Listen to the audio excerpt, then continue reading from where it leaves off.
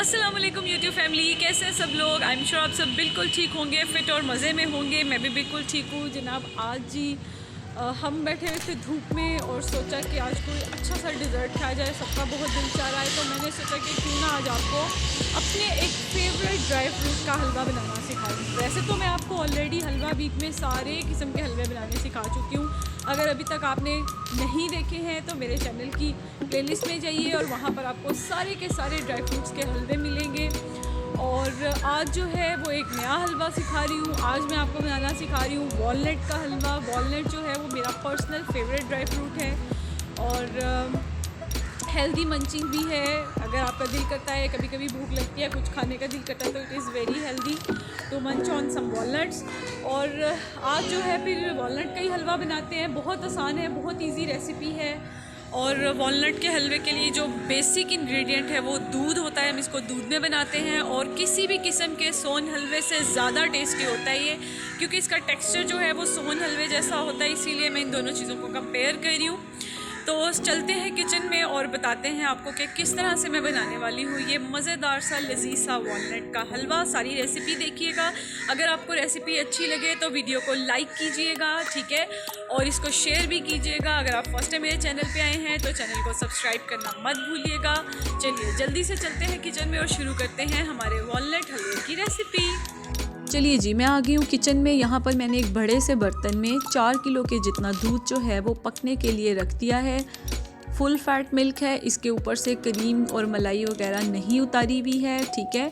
तो इसको हमने जो है वो पकाना है और इसको हमने तब तक पकाते जाना है जब तक ये रिड्यूस होकर आधे से कम ना रह जाए, यानी 2 किलो से कम ना रह जाए। तो जब तक दूध पक रहा है, आइए चलते हैं बाकी के इंग्रेडिएंट्स देख लेते हैं। यहाँ पर देसी घी है, इलायची है जिसको मैंने छिलकों के साथ पीसा है ताकि थोड़ा फ्लेवर स्ट्रॉन्ग हो, लेमन जूस है, और यहाँ पर आटा जो था वो उसके अंदर मैंने थोड़ा सा पानी डाल के इस तरह से थिक सा एक पेस्ट बना लिया है, ठीक है। साथ ही साथ चीनी है और ये मेरे पास वॉलनट्स हैं जिनको मोटा मोटा सा मैंने इस तरह से कूट लिया है, ठीक है। चलिए, यहाँ पर जी प्लान तो हमने किया था कि हम आज बाहर ओपन एयर में हलवा बनाएंगे, लेकिन फिर due to some reasons plan हमारा चेंज हो गया। इसीलिए फिर सारे के सारे इंग्रेडिएंट्स उठाकर अंदर आना पड़ा।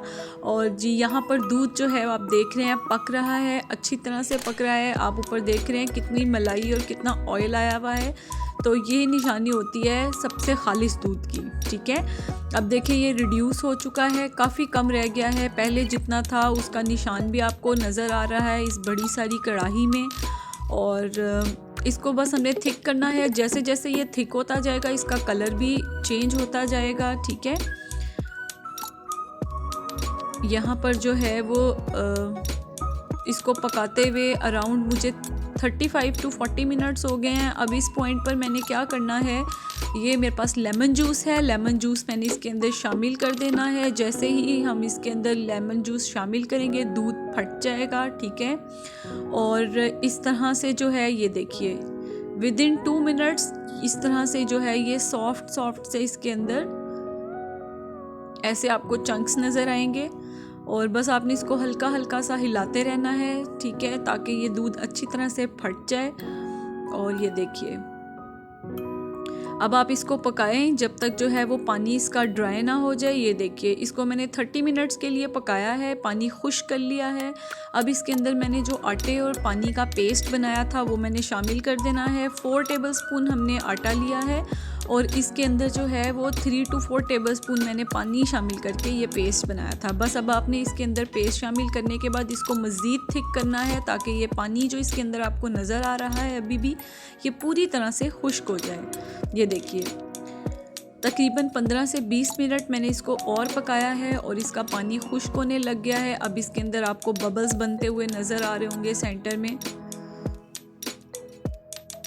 और ये देखिए इसके अंदर से लेमन की खुशबू जो है वो बिल्कुल नहीं आती है। लेमन का फ्लेवर बिल्कुल हल्का सा आपको आएगा जब आप हलवा खाएंगे, लेकिन वो बहुत अमेजिंग होता है। और ये देखिए इसको जो है मैंने पकाया है अच्छी तरह से और इस तरह से ये एक पेस्ट की फॉर्म में आ गया है पानी खुश्क होने के बाद। अब मैं इसको एक सेपरेट बाउल में निकाल लूँगी, ठीक है। اور ٹھنڈا کرنے کی ضرورت نہیں ہے، ساتھ ہی حلوہ بنانا شروع کرتے ہیں۔ اب ہمارا سیکنڈ جو سٹیج ہے اس کے اندر ہم نے کیا کرنا ہے، ایک نان سٹک پین کے اندر جو ہمارے پاس دیسی گھی ہے میلٹ ہوا ہوا وہ شامل کر لینا ہے۔ ساتھ ہی اس کے اندر جو ہے ہم شامل کریں گے الائچی کا یہ پاؤڈر، ٹھیک ہے، اور اس کو ہم نے شامل کرنے کے بعد اچھی طرح سے بھون لینا ہے۔ جب آپ کو الائچی کی خوشبو آنے لگ جائے، اسٹرانگ سا فلیور، تھوڑی سی فریگرنس ہو، تو پھر سمجھ جائیے کہ ہمارا جو الائچی ہے وہ اچھی طرح سے بھن چکی ہے۔ چھلکا میں اس میں اس لیے یوز کرتی ہوں کہ چھلکے کے بہت سارے فائدے ہیں، اور جی یہ جب اچھی طرح سے اس طرح سے بھن جائے تو اس کے اندر ہم نے جو ہمارا یہ پیسٹ ریڈی کیا ہے دودھ کے ساتھ، یہ ہم نے اس کے اندر شامل کر دینا ہے۔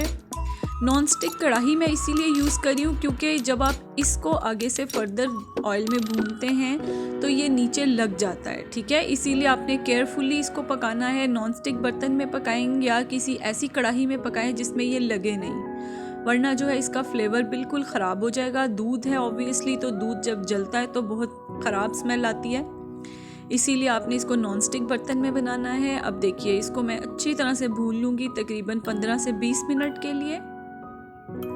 15 سے 20 منٹ کے بعد آپ دیکھ سکتے ہیں کہ حلوے کا جو کلر ہے وہ چینج ہونے لگ گیا ہے، تھوڑا سا یہ براؤن فارم میں جانے لگ گیا ہے، پہلے بالکل وائٹ تھا۔ اب اس کے اندر ہم کیا کریں گے، اس کے اندر ہم شامل کر دیں گے چینی جو ہے وہ آپ کم بھی یوز کر سکتے ہیں کیونکہ ہم نے والنٹس بھی ڈالنے ہیں، وہ بھی نیچرلی سویٹ ہوتے ہیں، تو میں نے جو ہے تھوڑا controlled amount of sugar use کیا، آپ زیادہ بھی یوز کر سکتے ہیں۔ اور اس کو ہم چینی کو اچھی طرح سے میلٹ کرتے ہیں اور اس کا پانی بھی خشک کرنا ہے کیونکہ چینی پانی چھوڑ دیتی ہے، تو مزید اس کو 10 سے 15 منٹ کے لیے آپ نے بھون لینا ہے۔ یہاں پر اس کی خوشبو اب مجھے آنے لگ گئی ہے، الائچی کی خوشبو اور دودھ کی جو خوشبو ہے وہ بہت اچھی آ رہی ہے۔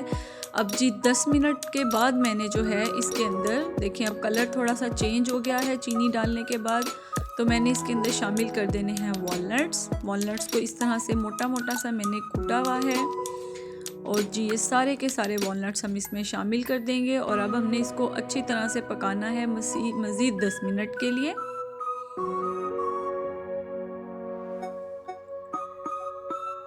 بہت ہی بہترین سی خوشبو آ رہی ہے، اس کا میں آپ کو ٹیکسچر دکھاتی ہوں، یہ دیکھیے اس طرح سے بالکل یہ فریش سون حلوے کا ٹیکسچر ہوتا ہے اس کا، اور یہ ہمارا مزیدار سا جو والنٹ کا حلوہ ہے وہ اچھی طرح سے بھن چکا ہے۔ یہاں پر گھی دیکھ رہے ہیں آپ سائڈوں پہ آپ کو نظر آ رہا ہے۔ آئیے اب اس کو کرتے ہیں ڈش آؤٹ۔ لیجئے جناب، ہمارا مزیدار سا والنٹ کا جو حلوہ ہے وہ ریڈی ہو چکا ہے، اور بہت ہی اس کی بہترین سی دیکھیے خوشبو ہے۔ میں نے اس کو خوبصورت سا تھوڑا سا ڈیکوریٹ کیا ہے۔ 1 سے 1.5 کلو کے جتنا اماؤنٹ میں یہ حلوہ بنتا ہے، آرام سے ایک فیملی ڈنر میں آپ اس کو سرو کر سکتے ہیں۔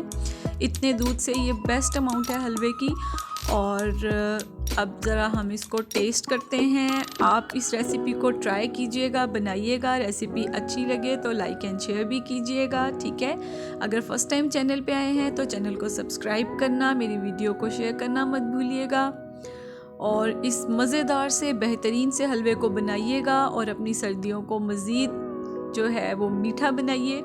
اپنا بہت سارا خیال رکھیے، مجھے دیجیے اجازت، اللہ حافظ۔